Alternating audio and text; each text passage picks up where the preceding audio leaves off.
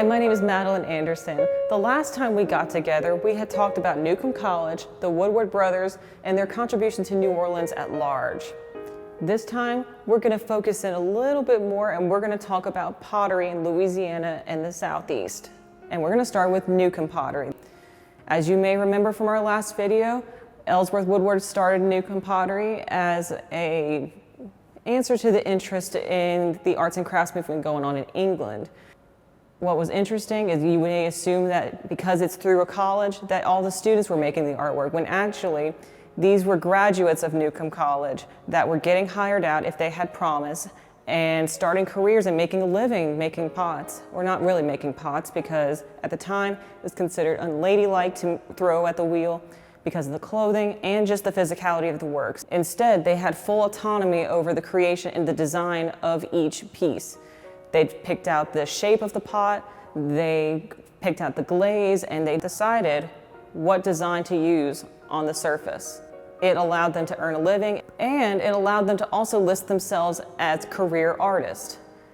But as the end of World War II arrived in 1940s, the need wasn't there anymore for such a program at Newcomb College, because the war provided so many job opportunities for women to also create a living that the program naturally diminished out.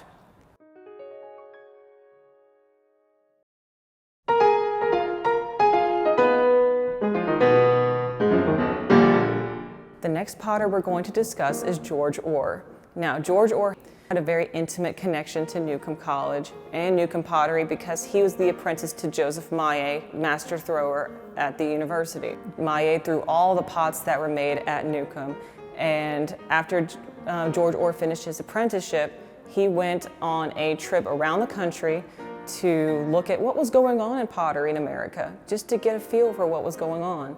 Now, what separated George Orr as a ceramicist was the fact that Newcomb pottery was considered the design that was put on the pot as the art, while George Orr considered the entirety of the vessel to be a work of art. Not too long after he had gotten done with his trip around the country, he returned to Mississippi to open his studio. And he worked out of that studio for quite a number of years, and then suddenly had to stop because the fire burned it down. Thankfully, they were able to save all of the pots, but he still had to go and rebuild everything from the ground up. While he gained critical acclaim for the beautiful vessels that he created, he did not get public admiration. He just did not sell as much to the people that came through his studio as you probably would have seen with Newcomb pottery. And he often told people, one day when I die, that's when I'm going to make it. That's when people are going to finally recognize what I've been creating all these years. And he was kind of right, because after he had passed away, his children opened up his studio and found all of these vessels, and he just exploded. So much so was his contribution to the Mississippi art scene that the Orr O'Keeffe Museum stands today to honor his body of work and the legacy he leaves behind in the state. The last topic we're going to talk about is Shearwater pottery. Now, we've talked about Newcomb and we've talked about George Orr, and now we're going to land in the Mississippi coast and talk about Shearwater. Shearwater was established in 1928 by brothers Peter, Walter, and Mac Anderson. It was built on their parents' property that they purchased in Ocean Springs, Mississippi.